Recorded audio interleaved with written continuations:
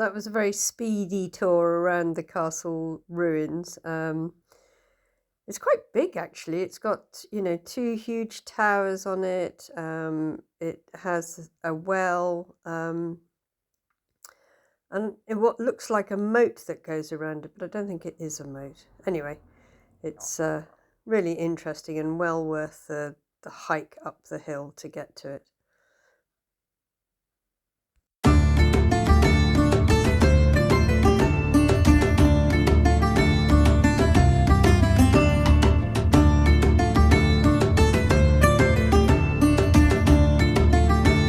So it seems that Llywelyn ap Griffith built this castle in 12 something or other in response to a castle being built directly behind me at Montgomery Castle. And Montgomery Castle is on the English side of the River Severn, and this is on the Welsh side of the River Severn. And Llywelyn decided he didn't want to pay the taxes that the English were trying to levy on him.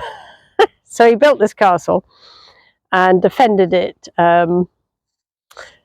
with valour, I guess, as a warrior. And eventually a nobleman called Mortimer came and actually won a battle here and took it over. I don't know whether Llywelyn was killed or not, but certainly he captured Dolforwyn Castle.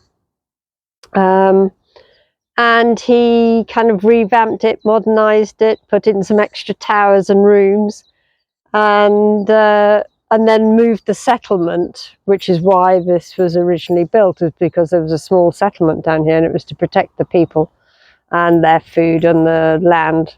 And anyway, Mortimer moved the settlement further down the valley along the River Severn to what is now modern day Newtown, basically. So yeah, a very strategic point, and it was, it's directly opposite Montgomery. I can't actually, the sign says it's directly behind me, but I can't actually see Montgomery Castle from here, but I suspect it's in those trees on the top of the hill there. So yeah, really interesting. And the fact that I was born in this area and spent most of my younger days up until my sort of mid-teens. I spent living here, and I'd never been up here before. It's extraordinary that I hadn't. But I guess, better things to do.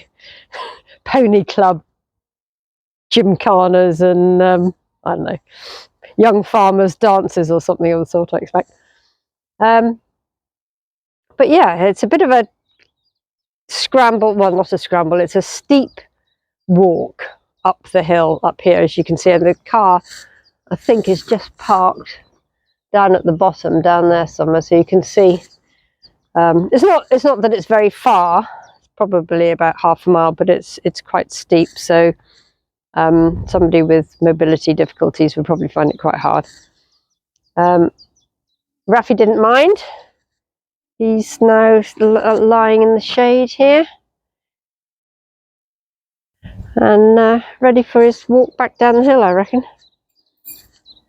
Anyway, I'm going to wander back down the hill, see how the boys are getting on doing the kitchen eventually this afternoon, and yeah, have a lovely day. Get outside in nature, enjoy the spirit of dandelion.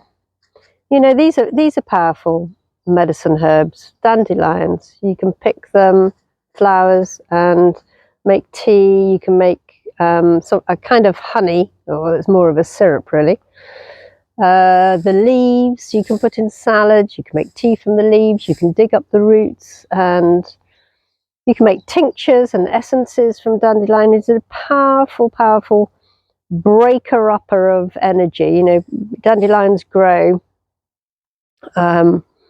in places where the soil needs breaking up because they have very, very long tap roots, and they go very deep down, and then with the other roots they break up the soil, so it's easier for the worms to move around, for the nutrients to come back in, for the water to be held in the soil rather than running straight off and down the mountainside. How can you work with, you know, the animal spirits too, but the plant spirits in your own garden, in the hedgerow that's closest to you? You know, how can we work with the ash, I think it is, behind me?